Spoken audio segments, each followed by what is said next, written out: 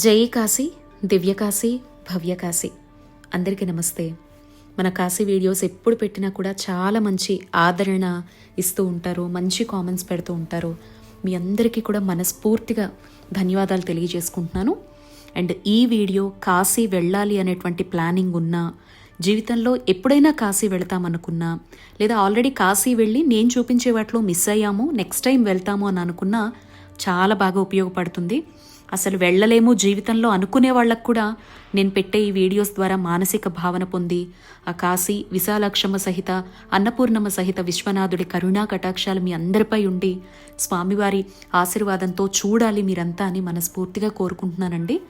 So ఈ video అయితే మీకు టైం ఉన్నప్పుడు భాగాల వారీగా చూసినా పర్వాలేదు, మస్ట్ విజిటెడ్.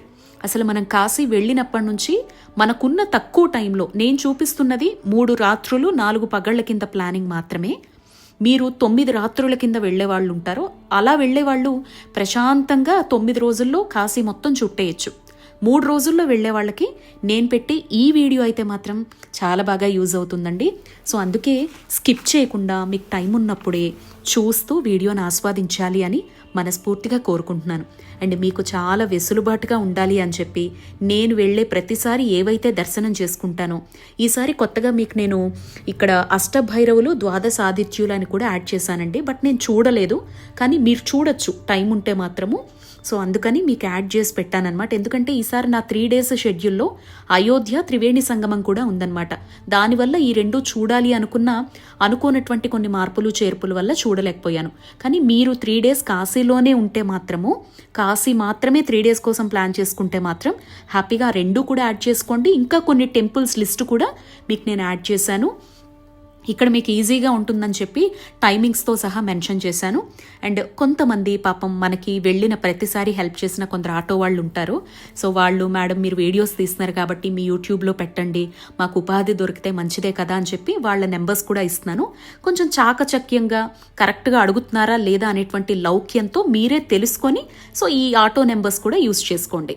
నేనెంత ఖర్చు పెట్టేది, నా జర్నీ విశేషాలు పంచుకోగలను తప్ప ఎవరైనా మోసపోతే అది కూడా నేను అంచనా వేయలేను కదండి. కాబట్టి మీరే తెలివితో మెలగాలన్నమాట. ఇక్కడ భైరవనాథ టెంపుల్, కాళ్ళు నొప్పి, చలి. కరెక్ట్గా 3 days అయింది నిద్రపై. రోజుకు 2 hours అంతే నిద్ర. వాయిస్లో కూడా చేంజ్ వచ్చేస్తుంది. ఇవాళ అయితే చాలా మీకు నేను వీడియో క్లోజ్ చేసింది పొద్దున్న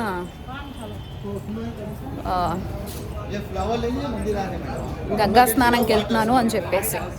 ఇంకా ఆ తర్వాత అనుకున్న ప్లాన్ ఏదీ జరగలేదు. కాశీ ఎప్పుడొచ్చినా కొత్తగానే ఉంటుందని నేను చెప్తూనే ఉంటాను కదా. ఈసారి కూడా కాశీ చాలా కొత్తగానే ఉంది, చాలా వింతలు జరిగాయి. అవన్నీ కూడా మీతో నేను షేర్ చేసుకుంటాను, చేసే ఉంటాను నాకు తెలిసి దీనికి ముందరే. షాపుకి కడదు.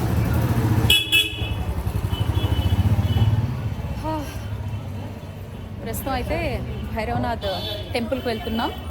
టైం వచ్చేసి ఇప్పుడు 9 దాటింది. ఫస్ట్ టైము నేను ఇన్నిసార్లు కాశీ వచ్చినా రాత్రిపూట ఒక్కసారి కూడా భైరవ టెంపుల్కి రాలేదు. ఇది కూడా ఫస్ట్ ఎక్స్పీరియన్స్. సో నైట్ 9 o'clockకి వెళ్తున్నాము. అన్నీ కూడా 11-12 వరకు ఉంటాయి అంటున్నారు, చూద్దాం. ఈ వీడియోలో మీకు స్వామివారి దర్శనం కావచ్చు, విశాలాక్షమ్మ అన్నపూర్ణమ్మకు సంబంధించి కావచ్చు, ఎవ్రీథింగ్ కూడా మెన్షన్ చేశానండి. సో స్టార్టింగ్ లిస్ట్ అవుట్ పెట్టాను కాబట్టి స్క్రీన్ షాట్ తీసి పెట్టుకోండి, ఎప్పుడైనా మీకు యూజ్ కావచ్చు అనమాట. మీరు కాశీ వచ్చిన తర్వాత ఫస్ట్ గంగా స్నానం కంప్లీట్ చేసుకున్నాక ఎట్టి పరిస్థితుల్లో కాలభైరవుడి దగ్గరికి అయితే వెళ్ళిపోండి. మనం ఇప్పుడు వెళుతున్నది కూడా కాలభైరవుడి దగ్గరికే అనమాట.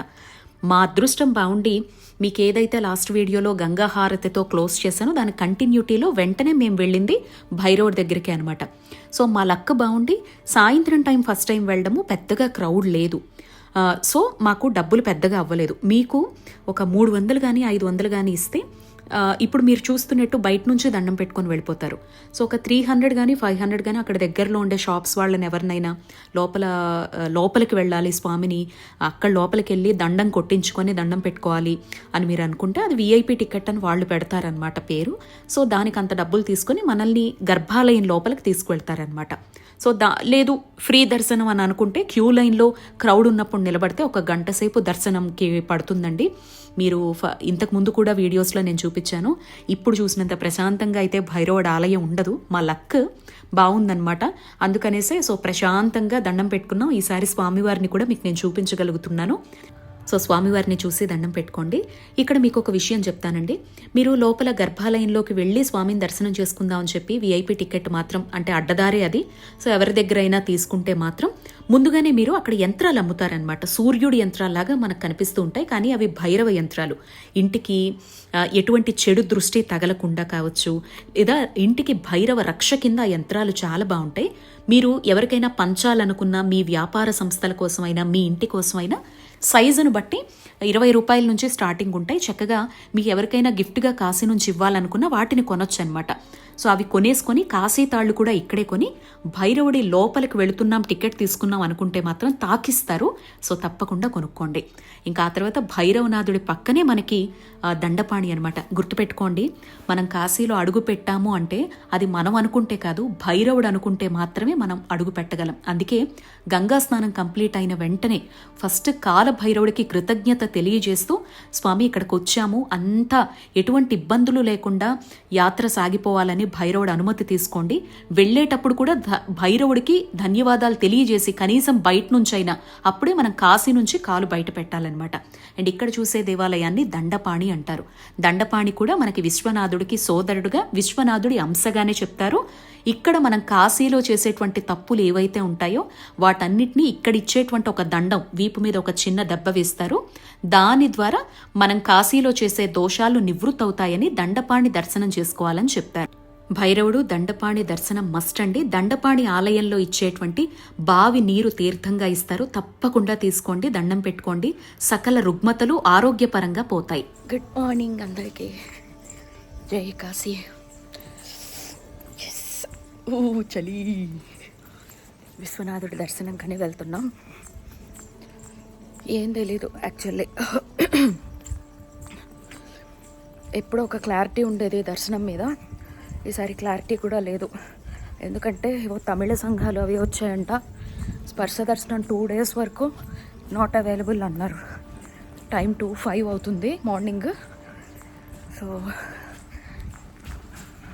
అయ్యో అయ్యో అయ్యో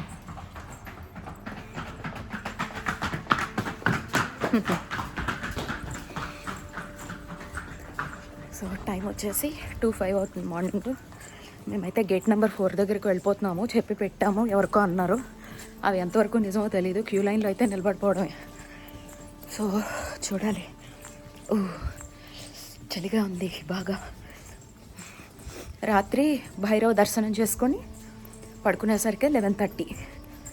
1:15కి అలారం పెట్టుకున్నాం. లేచి స్నానం చేసేసుకొని ఇదిగో స్టార్ట్ అయిపోయాం.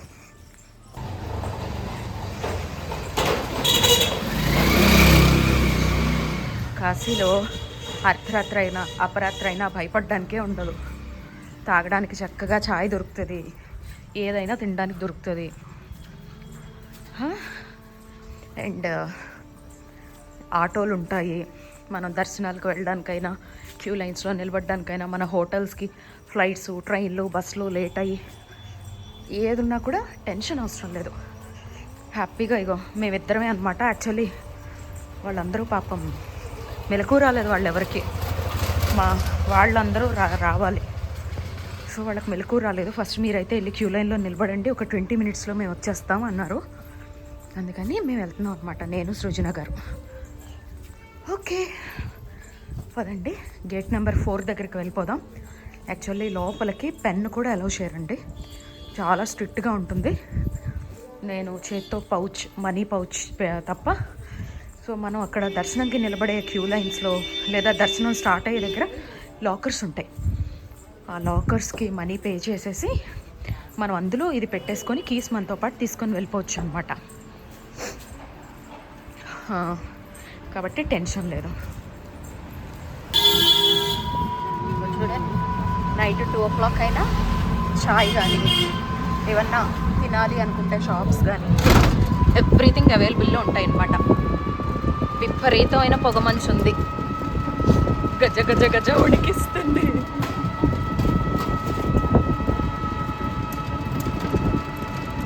సో గేట్ నెంబర్ 4 దగ్గరికి మేమున్న చౌకీ ఘాట్ నుంచి 100 రూపీస్ అడిగారు ఇద్దరికి. ఇగో ఇలాంటి ఆటో అనమాట. ఇక్కడ మీకు ఆటోస్ అన్నీ ఇలాగే ఉంటాయి. ఫస్ట్ అండి చెప్పాను కదా ముందు రోజు ఇక్కడ తమిళ సంఘాలు వచ్చేసి ఉన్నారంట. అసలు దర్శనాలు లేవు అని ఎంతమందిని బాగా పలుకుబడి ఉన్న అందరినీ అడిగామండి. నో వే అన్నారు. ఇంకా మాకెప్పుడు ఇచ్చేవాళ్ళే వెళ్ళి నిలబడిపోండి, తర్వాత మళ్ళీ చూద్దాము అని అన్నారు. సరే అని చెప్పాను కదా, మార్నింగ్ 2 o'clock వచ్చి నిలబడ్డాను కదా. ఇక ఇప్పుడే లాకర్లో పెట్టి మొబైల్ తీసుకున్నాను. ఇక్కడి వరకు వీడియో కంటిన్యూస్గా చూసే వాళ్ళకి అర్థమయ్యే ఉంటుంది. ముందు రోజు దండపాణి భైరవుణ్ణి మాత్రమే దర్శనం చేసుకున్నాం అనమాట. సో ఇంకా నిద్రపోయాము. రాత్రి 11:30. పొద్దున్నే మళ్ళీ 1:30కంతా క్యూ లైన్లో నిలబడాలి స్వామివారి దర్శనం కోసం. విశ్వనాథుడిది చేసుకోవాలి కదా. సో మీరెవ్వరైనా కూడా అండి, విశ్వనాథుడికి టైమింగ్స్ కూడా మీకు స్టార్టింగ్లో నేను మెన్షన్ చేశాను. పొద్దున్న మంగళహారతి ఉంటుంది, అలాగే స్పర్శ దర్శనం ఉంటుందన్నమాట. ఆ రెండిట్లో ఏ టికెట్ అయినా 1 day బిఫోర్ వెళ్ళిపోతే మాత్రము మీకు గేట్ నెంబర్ 4 ముందర ఉండేటువంటి షాప్స్ని కన్సర్న్ అవ్వండి. అక్కడ మీకు చక్కగా వాళ్ళు ఎవరిని అడిగినా కూడా ముందు రోజు వెళితే మాత్రం నెక్స్ట్ డే కోసం వాళ్ళు టికెట్ తీసి పెడతారు. No tension. అది కూడా సీజన్ కాకుండా. నేను మళ్ళీ చెప్తున్నా, నేను చెప్పేవన్నీ మీరు అన్ సీజన్లో మాత్రమే పనికొస్తాయి. సీజన్లో మీరు అడిగితే ఎవ్వరూ ఏం చెయ్యలేరు. అండ్ మేము వెళ్ళినప్పుడు కూడా మాకు శని ఆదివారాలు 3 రోజుల పాటు నో దర్శనాలని చెప్పేశారు. మంగళహారతి ఈసారి దొరకలేదన్నమాట. సో స్పర్శ దర్శనం గాల్లో దీపంలాగా స్వామి మీద భారం వేసి వెళ్ళి నిలబడ్డాం అంతే గుడ్డిగా. సో 300 రూపాయల టికెట్ తీసుకొని. సో మాతోనే లాస్ట్ చక్కగా దర్శనం అయితే దొరికిందనమాట. అండ్ ఆ తర్వాత మీరు చూశారు కదా డుండి గణేష్ మస్ట్ విజిటెడ్లో భైరవుడు దండపాణి తర్వాత డుండి గణేష్, అన్నపూర్ణమ్మ, విశాలక్షమ్మ, వారాహమ్మ అండ్ విశ్వనాథుడు వీళ్ళంతా ఒకే లేన్ దగ్గర ఉంటారు. గేట్ నెంబర్ 2, గేట్ నెంబర్ 4 ప్రమిసెస్లోనే ఉంటారు. కొంచెం సందుల్లో నడక ఉంటుంది, బట్ నడుచుకుంటూ వెళితే మాత్రం ఇదిగో సాక్షి గణపతిని, డుండి గణపతి అంటే గణపతికి కొన్ని జ్యోతిర్లింగాలైనా లేదా విశేషమైనటువంటి క్షేత్రాల్లో విశేష స్థానం ఉంటుంది కదా పురాణ కథనాల ప్రకారం. ఇక్కడ ఉండేటువంటి గణపతిని డుండి మహారాజ్ గణేష్ అంటారు. సో ఆయన దర్శనం ఖచ్చితంగా చేసుకోవాలి. ఇంకా సాక్షి గణపతి, మనం కాశీకి వచ్చినట్టుగా సాక్ష్యమే ఇక్కడ మీకు కనపడే సాక్షి గణపతి. ఇక్కడ చాలా మంది 1008 గుంజిళ్ళు కూడా తీస్తారనమాట. విశ్వనాథుడికి చెప్పు స్వామి అని అడుగుతారు. స్వామివారి దర్శనం అయిపోయింది, స్పర్శ దర్శనం అండ్ 2 అన్నపూర్ణమ్మ దర్శనం అయిపోయింది. ఇప్పుడు వారాహి అమ్మ దగ్గరికి వెళ్తున్నాము. అన్నపూర్ణమ్మది 11:30కి అభిషేకం ఉందన్నమాట. అన్నపూర్ణమ్మ అభిషేకానికి కూడా ఇప్పుడు పాల్గొనలేదు. సో అఫీషియల్గానే టెంపుల్లోనే మనకి రిసిప్ట్ ఇచ్చారనమాట. 5 మెంబర్స్కి 5,100 అంట, 5గురికి. సో మేము 6 మెంబర్స్ ఉన్నాం కదా, సో 6,100. మార్నింగ్ 11:30కి చేస్తారంట. 11:30కి క్యూ లైన్స్ అన్నీ ఆపేస్తారు. టెంపుల్ 1 గంట సేపు క్లోజ్లో ఉంటుంది. సో అభిషేకం చేసిన తర్వాత క్లోజ్ చేసేస్తారు, అలంకారం చేసి మళ్ళీ 3 గంటల నుంచి వదులుతారనమాట. సో మేము 11:30కి అంతా ఉండమన్నారు. ఇప్పుడు ఏంటంటే వారాహి అమ్మ దర్శనంకి వెళ్తున్నాం. తర్వాత విశాలాక్షమ్మ దగ్గరికి వెళ్ళి విశాలాక్షమ్మ టెంపుల్లో కూడా అభిషేకం అవైలబిలిటీ ఉందో లేదో చెక్ చేసుకోవాలి అదనమాట. సో ఇప్పుడు వారాహి అమ్మ దగ్గరికి వెళ్తున్నాము. ఇది గేట్ నెంబర్ 2. మనం ఇలా స్ట్రైట్గా ఇప్పుడు వచ్చిన దారంతటిని విశ్వనాథ లేన్ అంటారు. గేట్లోంచి ఎంటర్ అయ్యి రైట్ తీసుకుంటే గనక మనకి విశాలాక్షమ్మ అండ్ వారాహి ఇద్దరు ఒకే లేన్లో కొంచెం లెఫ్ట్ అండ్ రైట్లో ఉంటారనమాట. మీకు తెలుసు కదా, నేను చాలాసార్లు చూపించాను. సో మీరు ఒకవేళ విశ్వనాథుడు దర్శనం చేసుకొని వచ్చిన తర్వాత వస్తే మాత్రం లెఫ్ట్ తీసుకుంటాం. స్వామివారిది దర్శనం కూడా అద్భుతంగా జరిగిందనమాట. అసలు దొరుకుతుందా దొరకదా అనే టెన్షన్ తోటే మొత్తానికి స్పర్శ దర్శనం అయితే అయిపోయింది. ఈసారి చెప్పాను కదా సాటర్డే సండే అసలు పాసిబిలిటీ లేదు అని. ఇంకొకటి ఏంటంటే లాస్ట్ మేమే అనమాట, మా తర్వాత గేట్ క్లోజ్ చేసేసారు. 5:10 తోటి మనకి క్లోజ్ అయిపోతుందండి. ఎవరైనా వెళ్ళాలి అనుకుంటే మంగళహారతి, సో మంగళహారతికి మీరు వెళ్ళారంటే కనుక 3:30-4 వరకు హ్యాపీగా దర్శనాలు చేసుకోవచ్చు. సో ఎప్పుడైనా క్రౌడ్ ఉండి ఏమన్నా రెస్ట్రిక్షన్స్ ఉండి మంగళహారతి అవైలబిలిటీ లేదు అనుకుంటే స్పర్శ దర్శనం కోసం ఒక 1 hour వదులుతారు. అంటే 4 to 5 అనమాట. ఎగ్జాక్ట్గా 5:10 అవ్వంగానే గేట్స్ అనేవి క్లోజ్ అయిపోతాయి అన్నమాట. ఏవి స్వామివారికి సంబంధించి స్పర్శ దర్శనం. ఇంకా అక్కడి నుంచి ఓన్లీ సర్వదర్శనాలే ఉంటాయి. మనం ఊరికే చూడగలం తప్ప స్పృశించలేం. కాశీ వస్తే స్పర్శలింగం అని తెలిసిన తర్వాత స్వామిని తాకాలని అందరూ కూడా ఆశపడతారు కదా. సో అందుకే అందరూ ట్రై చేస్తారండి. అండ్ మీకు నేను ఇదివరకు కూడా చెప్పాను చాలాసార్లు వీడియోల్లోనే, అయినా కూడా మొహమాటం లేకుండా చాలాసార్లు మీకు నేను చెప్పాను. సో గేట్ నెంబర్ 4 దగ్గరికి మీరు వెళ్ళారంటే కనుక అసలు స్పర్శ దర్శనం టైమింగ్స్ చెప్తానండి నేను. మనకి ఇలా బోర్డ్స్ ఉంటాయండి, కాశీ విశాలాక్షమ్మ, మీరు ఏం టెన్షన్ పడక్కర్లే, ఎక్కడికక్కడ మనకి ఉంటాయి. ఇదిగో తెలుగులో చూడండి, వారాహి అమ్మ గుడికి ఇటు స్ట్రైట్ వెళ్ళిపోయామంటే కనుక మనకి విశాలాక్షం వస్తారు. ఇప్పుడు మనం వారాహికి వెళ్ళి విశాలాక్షం దగ్గరికి వెళ్ళినప్పుడు చూపిస్తా. ఇప్పుడు ఇటు వెళ్ళిపోదాం పదండి.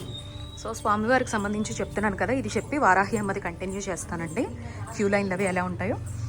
గేట్ నెంబర్ 4 దగ్గరికి మీరు వెళ్తే స్వామివారి స్పర్శ దర్శనాలు మార్నింగ్ 2 o'clockకి క్యూ లైన్లో నిలబడ్డారు అంటే మంగళహారతి అయిపోయి స్పర్శ దర్శనంకి సంబంధించి 300 రూపీస్ టికెట్ ఉంటుంది. దాన్ని శుభగం అని అంటారు. సో అది అయిపోయిన తర్వాత నార్మల్ పీపుల్ ఎవరైతే ఉంటారో 5-10 లోపల మన అదృష్టం అనమాట. సో ఎవరైనా కూడా స్పృశించవచ్చు. మళ్ళీ సాయంత్రం 4 నుంచి 5 ఉంటుంది. మళ్ళీ సాయంత్రం సప్తర్షి హారతి టైంలో ఉంటుందన్నమాట. ఇవి స్పర్శ దర్శనాలు స్వామివారివి. ఇది కాకుండా వివిఐపీలు మనకు బాగా పలుకుబడి ఉండి లోపల పండితులు బాగా తెలిసినా కూడా టైమింగ్స్తో సంబంధం లేకుండా ఖచ్చితంగా డబ్బులు అయితే ఎక్కువ అవుతాయండి. ఇవన్నీ మీరు డబ్బులు మాత్రం కౌంట్ చేసుకోండి. సో ఖచ్చితంగా డబ్బులు తీసుకొని హ్యాపీగా దర్శనానికి అయితే వెళ్ళొచ్చు అనమాట. రైట్ ఇది. సో మాకైతే మంగళహారతి దొరకపోవడం వల్ల ఈరోజు స్పర్శ దర్శనంకి వెళ్ళాము. లాస్ట్ మేము ఇలా 6 లోపలికి వెళ్ళంగానే గేట్ మూసేశారు. అమ్మ వారాహి అమ్మవారి దర్శనం కూడా కంప్లీట్ అయిపోయింది. వారాహి అమ్మవారిది అక్కడ 300 ఇస్తే లోపలికి పంపించి అనమాట. ఏం లేకుండా మనం క్యూ లైన్లో నిలబడితే ఒక 1.5 అవర్లో చాలా హెవీ క్రౌడ్ ఉంది. సో మేమైతే 300 పే చేసి, మీకు నేను చెప్పాను కదా ఇలా వీడియోస్లో చెప్తున్నానని ఏమనుకోకండి. మీరు ఎక్కడైనా కూడా గేట్స్ దగ్గర ముందర ఉండేటువంటి షాప్స్ దగ్గరికి వెళ్ళి ఎంత అని చెప్పి అడిగారంటే, అంటే ఇలా దర్శనంకి వెళ్ళాలనుకుంటున్నాం ఇది అది అని చెప్తే అప్పటికప్పుడు కుదరదు. ఇప్పుడు మీరు అడిగితే రేపు మార్నింగ్ రండి, స్పర్శ దర్శనం టైమింగ్స్ ఏవైతే ఉంటాయో ఆ టైమింగ్స్లో మాత్రము మనకి ప్రొవైడ్ చేయడం జరుగుతుందన్నమాట. కాశీ గ్రామదేవత వారాహి అమ్మను కూడా గుర్తుపెట్టుకోండి. ఖచ్చితంగా అమ్మ దర్శనం చేసుకోవాలి. అమ్మ రాత్రంతా కాశీని కంటికి రెప్పలా చూసుకుంటారు. పొద్దున్నే వచ్చేస్తారు ఆలయంలోకి. సో మార్నింగ్ 6 నుంచి 9 వరకు మాత్రమే వారాహి అమ్మ టెంపుల్ ఓపెన్లో ఉంటుంది. కాబట్టి విశ్వనాథుడి దర్శనం అయిపోయిన వెంటనే మీరు ప్లానింగ్ చేసుకుంటే, పొద్దున్న స్పర్శ దర్శనం లేదంటే మంగళహారతి ప్లాన్ చేసుకుంటే వెంటనే పక్కనే బయటకు రాగానే అన్నపూర్ణం ఉంటారు, దండం పెట్టుకోండి. ఆ వెంటనే వారాహి అమ్మ దగ్గరకు వచ్చేసేయండి మీ ప్లానింగ్లో. సో 9 లోపల క్లోజ్ అయిపోతుంది కాబట్టి వారాహి అమ్మ దగ్గర కూడా మీకు నేను చెప్పాను కదా, మీరు కొంచెం పెద్ద లైన్ ఉంది, 9 అయిపోయి క్లోజ్ చేసేసారంటే మళ్ళీ రేపు రండి అనేస్తారు. సో అలా మీకు టైమింగ్ తక్కువ ఉంది, మిస్ అవ్వకూడదు అని మీకు అక్కడ సిచ్యువేషన్స్ చూసిన తర్వాత అనిపిస్తే మాత్రం అక్కడ ఉండేటువంటి షాప్స్ ఉంటాయి కదా, అక్కడ పెట్టి ఉంటారు, వాళ్ళని అడగండి కొంచెం లోపలికి తీసుకెళ్లే మార్గం ఉందా అని అడిగితే మీకు 300, 500 అక్కడ ఉండే క్రౌడ్ని బేస్ చేసుకుని లోపలికి తీసుకువెళ్ళి దర్శనం చేయించేస్తారు. నా సజెషన్ ఏంటంటే, మీకు కాస్త టైం ఉంది, సో అంటే మీరు అక్కడికి 7 గంటలకంతా వెళ్ళిపోయారనుకోండి, 9కి క్లోజ్ అనుకోండి, మీరు క్యూ లైన్లో నిలబడితే గంటలో దర్శనం అయిపోతుందన్నమాట. ఒక్కసారి ఓపెన్ చేయంగానే ఏం ఉండదు, లోపల వారాహి అమ్మ చిన్న భూమికి హోల్ లాగా ఉంటుంది, ఆ హోల్లోంచి అమ్మను చూస్తామన్నమాట. అన్ని దేవాలయాల్లాగా నిండైన రూపాన్ని వారాహి అమ్మదైతే మనం చూడలేము. సో కింద ఒక హోల్ ఉంటుంది, ఆ హోల్లోంచి చూడమంటారు. పూజారులు కూడా వారానికి ఒకసారి మాత్రమే అభిషేకం టైంలో లోపలికి వెడతారు, ఆ గంట బయటకు వచ్చేస్తారు. మిగతా టైంలో వాళ్ళు కూడా వెళ్ళరండి. వారాహి అమ్మ ఉగ్ర స్వరూపం, చాలా పవర్ఫుల్ స్వరూపం, ఎవ్వరికీ ఎదురుగా నిలబడేటువంటి ధైర్యం లేదు. ఇక మనం ఇక్కడ చూస్తున్నది విశాలాక్షమ్మ. వారాహమ్మ అయిపోయిన వెంటనే విశాలాక్షమ్మ దగ్గరికి వచ్చేయండి. మేము వెళ్లే టైంకి అభిషేకం అవైలబిలిటీ లేదండి, ఎందుకంటే వారాహి అమ్మకి కుంభాభిషేకం జరిగిందిట. సో దానికోసమే తమిళ సంఘాలు అవి వచ్చేసి మాకు మంగళహారతి టికెట్స్ అవి దొరక్క బ్లాక్ అయిపోయాయి, పండితులంతా అక్కడే ఉండటం వల్ల అనమాట. సో అందుకే స్పర్శ దర్శనం మాత్రమే ఈసారి మాకు దొరికింది మా లక్క ప్రకారం. మామూలుగా అయితే మీరు వారాహి అమ్మకు కూడా అభిషేకం చేయించుకోవచ్చు. సో అమ్మకి మహా కుంభాభిషేకం జరిగిందట 4 నుంచి 5 రోజుల క్రతువు. మేము వెళ్ళిన రోజే లాస్ట్ డే అనమాట. కాబట్టి ఈసారి విశాలాక్షమ్మకు సంబంధించి మాకైతే అభిషేకం దొరకలేదండి. కేవలం దర్శనం మాత్రమే చేసుకొని కాసేపు కూర్చొని దండం పెట్టుకొని వచ్చేసాం అనమాట. సో మళ్ళీ ఎప్పుడైనా వెళ్ళినప్పుడు మాత్రమే అవకాశం దొరుకుతుంది. సో మీరు విశాలాక్షమ్మకి పొద్దున్న, మధ్యాహ్నం, రాత్రి అభిషేకం చేస్తారండి. సో మీరు అక్కడ ఉండే పండితుల్ని అడిగారు అంటే గనక ఒక 2 శారీస్ తెచ్చుకోమని చెప్పి మీరేమీ పట్టుకెళ్ళక్కర్లేదు. వాళ్ళు చెప్పిన టైమింగ్కి అటెండ్ అయితే మాత్రం విశాలాక్షమ్మకు అభిషేకం చేస్తారు. మేము అన్నపూర్ణమ్మకు కూడా చేయించుకున్నాం, మీకు ఆ మాట చెప్పాను కూడా. సో ఇక్కడ ఏంటంటే మీరు చూసేది మొత్తం అన్నీ కంప్లీట్ అయిపోయిన తర్వాత మేము అన్నపూర్ణమ్మకి దర్శనంకి వెళ్ళినప్పుడే అభిషేకంకి టికెట్ రాయించుకున్నాం అన్నాం కదా. 11 కల్లా మమ్మల్ని టెంపుల్లో ఉండమన్నారు. ఇంక ఇవన్నీ కంప్లీట్ చేసుకునే లోపల, మేము టిఫిన్ తినే లోపల అయిపోతుంది కదా టైము, ఇంకా మళ్ళీ రూమ్కి వెళ్ళేంత లేదు అని చెప్పేసి సో ఏమన్నా షాపింగ్స్ చూద్దాం అనుకున్నాం. కానీ నాకు అస్సలు ఓపిక లేదనమాట. నేను ఊరికి వచ్చే 2 రోజుల ముందర నిద్ర లేదు. అండ్ వచ్చిన తర్వాత కూడా చూస్తున్నారుగా, రాత్రి 11:30కి పడుకోవడం, 1:30కే లేవడం. ముందు రోజు రీచ్ అయ్యేసరికి 2, మళ్ళీ పొద్దున్నే 5కి లేచిపోయాం. ఇంకా రోజంతా తిరుగుతూనే ఉన్నాము. కాబట్టి నాకైతే శరీరం అస్సలు కోఆపరేట్ చేయలేదు. ఈ ఒక సంవత్సరం ఉన్నట్టు ఇంకో సంవత్సరం ఉండదు. మనకుండే షెడ్యూల్, మనకుండే లైఫ్ స్టైల్ బట్టి ఎప్పుడూ యాక్టివ్గా ఉండాలి అంటే బాడీ కుదరదు. అయితే లాస్య గారు వాళ్ళు, అంటే మృదులా గారు వాళ్ళ చెల్లెలు, వాళ్ళందరికీ ఫస్ట్ టైం కదా. సో వాళ్ళు ఏంటంటే యాక్టివ్గా ఉంటారు, వాళ్ళకి చూడాలి, ప్రతిదీ షాపింగ్స్ ఎంజాయ్ చేయాలి అనే తప్పన కదా. 11 వరకు అన్నపూర్ణమ్మ దగ్గరికి వెళ్ళడానికి టైం ఉంది కదా అని చెప్పేసి వాళ్ళు షాపింగ్స్ చేసుకున్నారనమాట. నేను, మృదుల గారు ఓ మంచి గట్టు దొరికిందనమాట. అక్కడే ఆ స్ట్రీట్స్ షాపింగ్స్ దగ్గర మనకు కూర్చోవడానికి ఏదో ఒకటి దొరుకుతాయి. అలా అదిగో ఆ కనపడ్డ ప్లేస్ దగ్గర ఇద్దరం కూర్చొని 40 నిమిషాలకు పైగా మైకంలోకి వెళ్ళిపోయాం అనమాట, నిద్రలోకి. సో అలా మేము పడుకునే లోపల వీళ్ళు షాపింగ్స్ కంప్లీట్ చేసుకొని వచ్చారు. ఓపిక తెచ్చుకున్న వెళ్దాము, షాపింగ్ చూపిద్దాము అనేసి. కానీ నేను ఒక రియల్ లింగాలేంటి, స్ఫటిక లింగాలేంటి, మరకత లింగాలేంటి, రుద్రాక్షలేంటి చూపిద్దామనే ఓపిక కాస్త షూట్ చేయగలిగాను, కానీ మళ్ళీ వచ్చేసానండి. సో మీరు ఇక్కడ ఈ స్ట్రీట్స్లో మంచి షాప్స్ చూసుకుంటే మీకు ఒరిజినల్ శివలింగాలు, మరకతమైన, స్ఫటికమైన, సన్షైన్ అయినా, లేకపోతే పాదరస లింగాలైనా అన్నీ దొరుకుతాయి. ఎవరైనా ఇంట్లో పెట్టుకొని పూజించదగ్గది మన తంబు సైజ్ అంతా స్ఫటిక లింగం అండి. సో ఒరిజినల్ స్ఫటికాన్ని ఎలా గుర్తించాలంటే మీకు అక్కడ గ్రామ్స్లో ఉంటుందన్నమాట. మన ఇండియన్, బ్రెజిల్ ఈ 2 కూడా ఉంటాయన్నమాట స్టోన్ క్వాలిటీ మనకి. సో మన ఇండియన్ అయితే చేత్తో మీరు పట్టుకోగానే ఒరిజినల్ స్ఫటికం చల్లగా ఉంటుందన్నమాట. సో 1 గ్రామ్ వచ్చేసి 20 నుంచి 30 రూపాయల వరకు. కొంతమంది ఇంకా మంచి ప్యూర్ క్వాలిటీ తెస్తే గనక మీకు 19 రూపాయలు, 18, 20, 25 దాటకుండా ఉంటుంది. సో మీరు ఎంచుకునే సైజును బట్టి వాళ్ళు వెయ్యింగ్ వేస్తారు. దాన్ని బట్టి సో మీకు నందీశ్వరుడైనా లేకపోతే శివలింగమైనా కొనుక్కోవచ్చు. మరకతం కూడా మంచిదే, బట్ మీరు సైజును బట్టి మీరు పూజలు చేయాల్సి ఉంటుంది. పెద్ద పెద్ద సైజెస్ కొనుక్కున్నారంటే మాత్రం రోజు ఆ సైజుకి తగ్గట్టుగా నైవేద్యం పెట్టాల్సి ఉంటుంది. రోజు అభిషేకం అంటే మీరేదో పంచామృతాలతో చేసేయక్కర్లేదు. నార్మల్గా మీరు నీళ్లు ఒక్కటి పోసినా చాలు. అసలు అభిషేకం అంటేనే శివయ్యకి ఒట్టి జలం అనమాట. సో ఆ జలం నీళ్లు పోస్తే ఎవరైనా తెచ్చిపెట్టుకోవచ్చు. కానీ రోజు ఇంట్లో దీపారాధన ఉంటేనే మీరు తెచ్చుకోండి తప్ప టెంప్ట్ అయిపోయి రుద్రాక్షలు, కరుంగళి మాలలు, శివలింగాలు ఇదేదో మనం కాశీ నుంచి తీసుకొచ్చే గిఫ్ట్లు కాదండి. అది గాని వాళ్ళు పూజ చెయ్యకపోయినా, వాళ్ళు సరిగ్గా చూసుకోకపోయినా మీరు గిఫ్ట్లుగా ఇచ్చేవి ఆ దోషాలు వచ్చి మన కుటుంబాలకు అంటుకుంటాయి. కాబట్టి ఎవరైనా తెమ్మని అడిగినా, లేకపోతే మీరు కొనుక్కోవాలి అనుకున్నా 1కి 10 సార్లు ఆలోచించుకొని డెసిషన్ తీసుకొని అప్పుడు, ఎందుకంటే చాలా టెంప్టింగ్గా ఉంటాయి ఇక్కడ. ఏదైనా వస్త్రాలు, రుద్రాక్షలో ఇలాంటివి కొనుక్కోండి తప్ప శివలింగాలు, విగ్రహాలు కనపడిందల్లా కొనుక్కునేటప్పుడు ప్లీజ్ జాగ్రత్త. అలా ఏదో కాసేపు చూడగలిగానమాట శివలింగాలు. వీటి ఒరిజినల్ ఆడియో మళ్ళీ పెడతానండి. మీకు నదీ సంకల్పంది కూడా ఒరిజినల్ ఆడియోతో ఒకటి నార్మల్గా పెట్టేస్తాను. ఇంట్రెస్ట్ ఉండేవాళ్ళు చూడండి, ఎప్పుడైనా ఉపయోగపడుతుంది. కొన్ని వాయిస్ ఇవ్వడం వల్ల ఒరిజినల్ ఆడియోస్ని పెట్టలేకపోయాను. ఇదిగో అన్నపూర్ణమ్మ అభిషేకం అయిన తర్వాత ఎంత సంతోషంగా అనిపించిందో. మొదటిసారి కాశీలో అన్నపూర్ణమ్మ అభిషేకాన్ని చూడటం. మనకు కనపడే రూపం కాదండి, లోపల ఒక చేతిలో గరిటను పట్టుకొని ఆ కళ్ళు ఉంటాయండి. నాకు ఆ రోజు రాత్రి కళ్ళలోకి వచ్చేసాయి అనమాట. ఆ కళ్ళు ఎంత బాగుంటాయో అన్నపూర్ణమ్మ కళ్ళు అయితే. మీకు అవకాశం ఉండి కాస్త డబ్బులు ఉన్నాయి, క్షేత్రాల్లో పుణ్యం కోసం ఖర్చు పెడతామనుకుంటే మీరు టికెట్స్ తీసుకోండి. మీకు సమయాన్ని వెచ్చించి చక్కగా వాటన్నిటిని వినియోగించుకోండి. మళ్ళీ మళ్ళీ రావు కదండి జీవితంలో ఇలాంటి అదృష్టాలు. 100 రూపాయలు తీసుకుంటున్నారు, చక్కగా నాకైతే రీజనబులే అనిపించింది అనమాట. ఆ రూపాన్ని చూడగలుగుతామా చెప్పండి? సంవత్సరానికి ఒకసారి స్వర్ణ రూపం అనమాట. అది మనకేంటంటే దీపావళి అమావాస్య నాడు దొరుకుతుంది. నార్మల్ టైంలో అలంకారంతో మొహం మీద క్యాప్ లాగా వేసేసి ముఖావళితో ఉంటుంది అమ్మ. ఒరిజినల్ రూపం చూడాలంటే అభిషేకాలప్పుడు మాత్రమే విశాలాక్షమ్మనైనా అన్నపూర్ణమ్మనైనా మనకింత పెద్ద క్షేత్రంలో అవైలబిలిటీలో ఉన్నప్పుడు ఏమో ఫ్యూచర్లో తీసేస్తారేమో. ప్రస్తుతానికైతే మీకు ప్లానింగ్లో ఉంటే మాత్రం మీ షెడ్యూల్లో పెట్టుకోండి. పొద్దున్న 11:30కి చేస్తారట, కాబట్టి ఈ టైంని కూడా సేవ్ చేసుకొని మీ షెడ్యూల్ ప్రకారం ప్లాన్ చేసుకోండి. ప్రతిదీ మీకు నేనైతే చూపిస్తున్నానండి.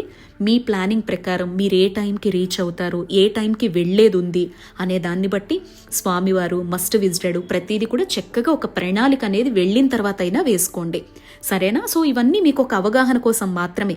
ఈసారి చూసారు కదా, జనరల్గా అయితే ఎవ్రీ ఇయర్ నేను పెట్టే వీడియోస్లో మస్ట్ విజిటెడ్ అన్నీ ఒకేసారి ఆటోలో వెళ్ళొచ్చేదాన్ని. బట్ ఈసారి కొంచెం చేంజ్ అవ్వడం వల్ల అప్పుడప్పుడు భాగాల వారీగా అన్నపూర్ణమ్మ దగ్గరికి వెళ్ళొచ్చిన తర్వాత మేము అన్నపూర్ణమ్మ దగ్గరే భోజనం కూడా చేసేసామండి. ఆ తల్లి పెట్టిన భోజనాన్ని మొట్టమొదటిసారి తినడం అనమాట. సో అమ్మ సత్రంలోనే భోజనం కడుపు నిండా తిన్నాము, ఎంత బాగుందో. తిన్న తర్వాత రూమ్స్కి వచ్చేసాం అనమాట. ఒక 2 అవర్స్ అయితే బాగా నిద్రపోయాం. 2 నుంచి 2.5 అవర్స్ మధ్యాహ్నం నిద్రపోతే మళ్ళీ శక్తిని పుంజుకున్నాం అందరం కూడా. మళ్ళీ ఆటో కట్టుకున్నాం అనమాట. యాక్చువల్లీ మీరు ఒక్కసారి మస్ట్ విజిటెడ్ అన్నీ పెట్టుకుంటే మీకు డబ్బులు బాగానే కలిసి వస్తాయి. కానీ మాకు ఈసారి టైం సెట్ అవ్వకపోవడం వల్ల వీటికి మళ్ళీ డబ్బు వెచ్చించుకొని మళ్ళీ మేము ముఖ్యంగా చూడాల్సిన దేవాలయాల కోసమని సాయంత్రం 6-6:30కి స్టార్ట్ అయ్యామన్నమాట. ఇప్పుడు మనం వెళ్ళబోయేది భైరవనాథ్ దగ్గరే. మీరు వెళ్ళినప్పుడు భైరవుడు, ఆ పక్కనే దండపాణి, బయటకు వచ్చిన తర్వాత ఆపోజిట్ రోడ్లో మీకు మహామృత్యుంజయ మందిర్ కూడా ఉంటుందన్నమాట. ఇంకా ఆ తర్వాత వచ్చేసేటప్పుడు సంకటమోచన్ హనుమాన్ దగ్గరికి తీసుకువెళ్తారు. ఇంకా ఆ తర్వాత మార్గమధ్యంలోనే కనకదుర్గమ్మ కూష్మాండ రూపిణి అని చెప్పి పిలుస్తారనమాట. దుర్గమ్మ దేవాలయం చాలా బాగుంటుంది. ఇందులో వీడియో తీయలేకపోయానండి. బట్ ఇక్కడ మీకు చూపిస్తున్నటువంటి దేవాలయం ఏంటంటే, సో ఆటో వాళ్ళు వెళ్ళేటువంటి క్రమంలో ఈ దేవాలయంలో కూడా స్ఫటికలింగాలు, 12 జ్యోతిర్లింగాలు అన్నీ బాగుంటాయండి, వెళ్ళండి అని చెప్తే మేము ఈ లోపలికి వచ్చామన్నమాట. నేను ఇదివరకు కూడా ఎప్పుడు వెళ్ళలేదు. బట్ మీకు మస్ట్ విజిటెడ్లో ఇది కూడా ఉంటే మాత్రం లోపలికి వెళ్ళండి, బాగుంది దేవాలయం. ఎవరో సంస్థ వాళ్ళు, జైన్స్ అనుకుంటా, వాళ్ళు కట్టించిందంట, బాగుంది ఇది కూడా. దీని తర్వాత మేము సంకటమోచన్ దగ్గరికి వెళ్ళాం, మహామృత్యుంజయ దగ్గరకు వెళ్ళాం. మహామృత్యుంజయ దేవాలయం ఏంటంటే అండి, మీకు శరీరపరంగా ఆరోగ్యపరంగా ఏమన్నా రుగ్మతలుంటే లోపల స్వయంభూ ధన్వంతరి ఉంటారనమాట. శ్రీ మహావిష్ణువు ఆరోగ్యప్రదాతగా ఉండేటువంటి రూపము సాక్షాత్ ధన్వంతరి స్వరూపం అని మనందరికీ తెలుసు కదా. ఆయన కాశీలో ఒక బావిలో నేటికి కూడా త్రిమూర్తుల్ని ఒక చేపల రూపంలో పెట్టి, అలాగే మహామృత్యుంజయుడిగా శివకేశవులు ఇద్దరూ కూడా ఒకే దేవాలయంలో కొలువయ్యున్న పరమ పవిత్రమైన దేవాలయం, స్వయంభూ ఆలయం అనమాట. లోపల ముందు వెళ్ళంగానే మహామృత్యుంజయుడిగా పరమేశ్వరుడు స్వయంభులింగం కనిపిస్తుంది. ఆ లోపల ధన్వంతరి బావి కనిపిస్తుంది. ఆ పక్కనే ధన్వంతరి విగ్రహం కూడా మనకు కనిపిస్తుంది, స్వయంభూది. అండ్ ఇక్కడ మీరు కాశీలో ఏ స్వయం ప్రకటిత లింగాల దగ్గరికి, మస్ట్ విజిటెడ్ దగ్గరికి వెళ్ళినా కొన్నిటి దగ్గర శుక్రుడు, బుధుడు, గురువు, శనీశ్వరుడు అని చెప్పి కొన్ని నవగ్రహాలవి లింగాల రూపంలో కనిపిస్తాయి. తప్పకుండా దండం పెట్టుకోండి. మనకి కాశీలో మనం తిరిగే ప్రతి చోట ఒక్కొక్క దిక్కుకి ఒక్కో దగ్గర నవగ్రహాల్ని కూడా ప్రతిష్ఠించడం, నవగ్రహాలు కూడా స్వయంభూగా ప్రకటితం అవ్వడం జరిగిందనమాట. అలా మనం ఒకే దగ్గర నవగ్రహాల్ని చూడం. అలా మీరు ధన్వంతరి దేవాలయంలో గురువుని చూడగలుగుతారు, విశాలాక్షమ్మకు వెళ్లే మార్గంలో శుక్రుణ్ణి చూడగలుగుతారు, బుధుణ్ణి ఒక దగ్గర చూస్తారు. కాబట్టి కాశీలో అణువణువున నడిచేటప్పుడు పక్కోళ్లతో మాట్లాడడము, విమర్శలు చేసుకోవడము, లేకపోతే కామెంట్స్ చేసుకోవడం, ఇలా కాకుండా ఏ పక్కన ఏ దేవాలయం కనిపించినా పేరు చూసి, పేరు లేకపోతే దండమైనా పెట్టుకొని స్పృశించేదైతే మాత్రం స్పృశించి పునీతులు కండి. సమయాన్ని ఎట్టి పరిస్థితిలో వృధా చేసుకోవద్దు. మీరు ఆటోలో వెళుతున్నంతసేపు నామస్మరణలో ఉండండి, వెళ్లే అంతసేపు నామస్మరణ, చూసే అంతసేపు పునీతులం అవుతున్నాము అనేటువంటి భావన మనసులో ఉంటే కాశీ పూర్ణ ఫలితం మనకి దక్కి కర్మలన్నీ కరిగిపోయి మళ్ళీ స్వచ్ఛమైన ఆత్మతో, స్వచ్ఛమైన శరీరంతో మన ఇంటికి రాగలుగుతాం అనమాట. ఓకేనా? మళ్ళీ కొత్త కర్మలు చేసుకోవడం అది వేరే విషయం అనుకోండి, కానీ చెప్తున్నా, ఇంకెక్కడ చూసే దేవాలయం గవ్వాలమ్మ.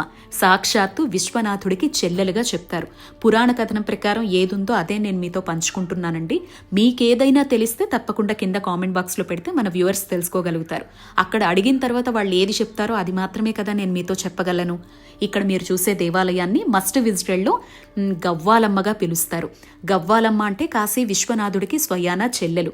ఇక్కడ జాకెట్ పీస్, ఒక 5 గవ్వలు, పసుపు కుంకుమ వేసి మనకి కిట్ లాగా 40 రూపాయలకు అమ్ముతారు. అది తీసుకెళ్లి పైన గవ్వాలమ్మకి సమర్పిస్తే పంతులు గారు ఉంటారు.